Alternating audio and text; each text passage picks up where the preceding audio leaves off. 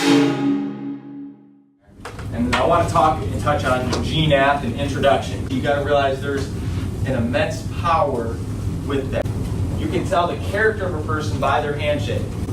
You can tell what that person is like simply by their handshake. You can trust them if you believe they are a person of integrity, if you have any respect for them, just by the handshake. The handshake of the host affects the taste of the roast. Think about that. The handshake of the host affects the taste of the roast. And your handshake is just bad, it's very weak. And the people that are around your event, that are at your party, at this roast, are going to be like, man, I don't know if I can stomach what this person has to say.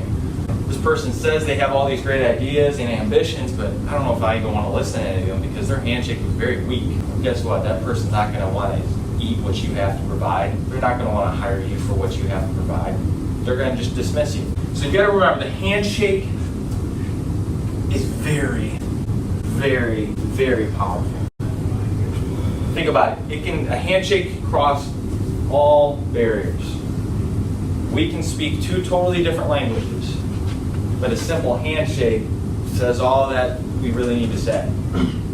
Yeah, I could speak English, the other person could speak Egyptian. We all know that we have that handshake. It non-verbally, without even using words, it says, hello, nice to meet you. It is a pleasure and honor to shake your hand. We don't even speak the same language. That's the power of a handshake.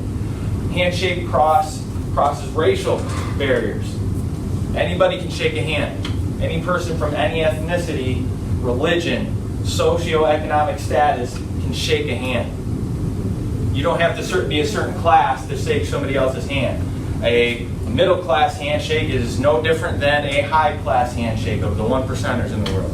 No different. A handshake from two races is not any different. It shows that connection, that bond, that, hey, it's a pleasure to meet you. I want to shake your hand. I want to introduce myself. Handshakes are powerful. Carry immense power. I mean, you think about it. A handshake is like a warm hello. But it can also be a sad and carry the anguish of a hard goodbye. All in the same form. A handshake is a handshake, but it carries that range of emotion. But realize the power it has on the people that you're going to meet, the opportunities you're going to have, the successes that you will eventually encounter. Or it'll impact the losses that you have. What do you think the purpose of a handshake is? It shows that you're interested in the job. It shows your interest. So that could be a job. That could be just a person too. You could show interest in a person, or maybe it's like a CEO, a president of a company. Hey, I want to introduce myself. I want to show interest in who you are and what you have. Josh. Good manners. It shows politeness. It shows that you have manners to simply go over. I got to go over and say, hey, my name is Mr. Howard. Nice to meet you. Shake your hand. 2 seconds later, you can walk away. But it shows manners. It shows that you maybe are outgoing. You're exciting to be around. The handshake gives you the purpose of making sure someone knows who you are. Trust. It shows trust. Yes. Because let's be honest, after you shake someone's hand, you consciously, subconsciously, in some way, shape, or form, you instinctually think, I can trust this person, or I won't. I don't trust this person. Professionalism, yeah. It shows, there's a big difference between someone who wants to just hide in the corner and the person who goes up to that person, makes that contact, that purposeful handshake. And I want you to shake their hand when I say go. And I want you to just do it if you're going to do it for about 4 seconds. When I say stop, just stop mid-handshake. Okay? The person whose hand was on top or on the higher end is the boss for the rest of the day. So think about that. It used to be in ancient times, people would legitimately shake their hands that way. I'm not going to give you the history of handshakes, but people would shake hands almost up and down like that because the person who would go on top was saying, I am dominant over. Well, let's be very honest. When we're shaking a hand, there's usually somebody that ends up on the higher side. And so when you think about that, I'm going to talk about it in a second, but that's a little mind. 4 minutes. 4 minutes. After you make that handshake, there's a brief time. I put 4 minutes, but it could be a minute. But in those 4 minutes, you come up with things like trust. You come up with personality of the other person. You come up with I respect or don't respect that person. I believe in who they are, or I don't believe in who they are. But you always have a chance to kind of re-emphasize that, hey, I'm a person that's dependent. I'm trustful through that handshake. You want to have the upper hand. And so when I'm shaking hands, like if I'm going to shake hands with Josh, again, notice a lot of times, look what he did. If we finish this handshake right now, his hand is higher than mine. And it's a small little detail. I'm not saying it's the thing you should focus on, but that small little detail, as soon as we release hands, could signify to Josh that, hey, I have dominance right now. I'm more powerful right now. To me, I could be like, man, I don't know if I already feel inferior. That's why a lot of CEOs and big presidents, they tend to be on that higher side, the upper hand, when they're shaking hands, because they already have and present themselves with that confidence. And other people cave into that. It's a small little thing. And it's a little psychological thing that plants its seed in our minds sometimes when we're shaking a hand. There's great body connections when we're talking about a handshake. It's amazing. All the nerves, everything in the palm of your hand, its connections to the rest of your body. And I say that, again, to emphasize to you how important a handshake is. The palm of your hand can re-emphasize to the rest of your body confidence. It can portray feelings of trust. It can portray feelings of a bond between you and that other person by all the great things that that handshake will do for you. There's a study done by 3 guys, but they came up with this study called the Tactile Communication, Cooperation, and Performance, an ethological study of the NBA. Full NBA season is they track every little touch, every fist bump, every handshake, every pat on the back, everything. They tracked it all. And what they found was that teams who had more touches or more time touching each other in a positive way ended up winning more. Teams who didn't have physical touch, didn't have hand gestures, hand touches, they had fewer wins. They lost more. In an organization where people don't handshake, don't have physical touch, they aren't usually doing as well. That's why it's an important thing. So a handshake is a way to physically touch somebody. And a handshake promotes productivity. Handshake promotes success. Well, the sweaty. Sweat is real. Sweat is. They asked Fortune 500 CEOs this question of, okay, what are turnoffs for handshakes? One of the top ones was sweaty hands. People get nervous. What do? They put their hands in their pockets. Well, they can get hot sometimes in those pockets. And then when you got to put your hand out to shake the person's hand, you're like, oh, I didn't know this was happening while my hand was in my pocket. And it shows some fear. Again, it shows maybe some inferiority compared to the person you're shaking hands with. Good eye contact. Keep eye contact. Now, there is a difference. If I was shaking Anthony's hand, I'm not going to do this. Like, I'm not trying to glean his soul here. What I am trying to do is keep good eye contact as professional. You also, keeping good eye contact means your eyes aren't floating around the room. Because what do you think that means? You're not. Don't trust me. I don't care about you necessarily. I'm just going to shake your hand and we move on. It also shows that maybe you're hiding something. If you can't look me in the face while we're shaking hands and you got to just be looking here, there, you're probably hiding something from me. The right dose of firm.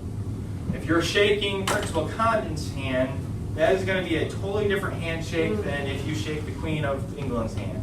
You also got to factor in standing. Again, ancient times they would sit down and shake somebody's hand, but now we consider that rude. How lame does that look if you're just, someone walks in the room and you're sitting down, just when you shake your hand. Like that's like stand up when you shake somebody's hand. And if you're already standing up, don't slouch. Just subtle tweaks that make a huge difference in the power of that handshake. You can have a great handshake, but if all you're doing is kind of leaning over, slouching, it doesn't carry the same weight. If you're carrying yourself well, that handshake becomes even more powerful. If you're going to handshake, begin with the web. So right here in your hand is the web. Right? That's where you go in to get the connection first. Go for the web, connect the web, and then you grab. No one ever said, like, man, you just grabbed my fingers. What are you doing? No one always says that, but everyone thinks it for a quick second. Like, what just happened there? That was awkward. I'm like, geez. And so you don't want that happening. So go for the web, use the web as your aiming point. And then be aware. Again, finally be aware. I brought the queen up, principal conduct. Be aware of who it is, who they are, what their circumstances are. Again, someone who's 90 years old, you're going to shake their hands differently than someone who's yours. You're going to shake hands differently depending on the setting, the circumstance, what's going on. So be aware. Each one of your fingers have that connection with certain body parts. Middle finger associated with anger. Middle finger. Your hand is connected to so much more than you think. And it has the power to create emotions and a power to create bodily connections between you and another person. And again, carries immense power. You never know the handshake that could lead to the 10-minute conversation that gets you. You never know the handshake that sticks in someone's mind. You never know how that could affect things down the line. You really never know. And if you blow off that one handshake, you might miss out on something. Just like there's good handshakes, there's also bad handshakes. There's also some very bad handshakes. And so you got to remember that the power of a bad handshake is just as powerful as a good handshake in the opposite ways. A lot of people do the dead fish because they automatically already feel inferior to somebody else. Like if you go up to someone and you automatically perceive in your head, I am below them, or this person's so high ranking, you automatically guilt yourself into being a dead fish. You got to have that introduction that carries something that people remember. So an introduction, the JAG way, it's a way to make a great impression. It certainly is. The words you use, how you speak. It doesn't have to be a long speech. Like this, an introduction isn't a speech to somebody else. It's a few words that acknowledge who you are, so that way the person who you are meeting for the first time, hey, this is my name. This is where I come. This G stands for greeting. That's just your simple hello, good morning, good afternoon, welcome to the party. It's your greeting. G stands for greeting. N, your name. Good morning. My name is Spider-Man. Hello. Good morning. Good afternoon. My name is Governor Holcomb. Your name, who you are. Then A stands for affiliation, meaning who are you with? So, for instance, if I was talking and introducing myself to somebody, I would say, to you all, good morning. My name is Mr. Havermel. I'm the JAG specialist here at Plymouth High School. That's who I'm affiliated with, the JAG program. Plymouth High School, or it might be I'm part of the boys soccer team at Plymouth High School. I'm part of this club. I'm part of this organization. If you were in a company or you're working somewhere, I work for. I'm a sales specialist. I'm a sales associate at blank. And then finally, P stands for purpose, kind of your why. Good morning, my name is Mr. Havermel. I'm the JAG specialist here at Plymouth High School. And my purpose today is to explain to you guys why introductions and handshakes are so important for your success. Something brief, it kind of just dedicates your purpose. For people who are going to the CDC, I told them, hey, your purpose is to compete and win at the CDC. So that's kind of what they said. The only way you're going to get comfortable with it or be better at it is by practicing. The two things I want to leave you with. Love this quote. You cannot shake hands with a clenched fist. You cannot shake somebody's hands with anger in your heart, anger in your mind, anger in your soul. You can't shake someone's hands with opinions already formulated, hate in your heart. You can't do it.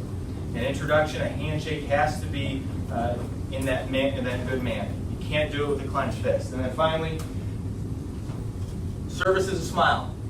It is an acknowledging wave, a reaching handshake, a friendly wink, and a warm hug. It is the simple acts that matter the most, because the greatest service to a human soul has always been the kindness of recognition. And an introduction and a handshake is a kind recognition. It is a service with a smile on your face, welcoming somebody to your group, or saying, hello, I'd love to interview for this position. I want this job.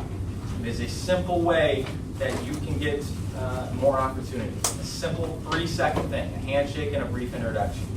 3 seconds that can have a great impact on, quite frankly, your life.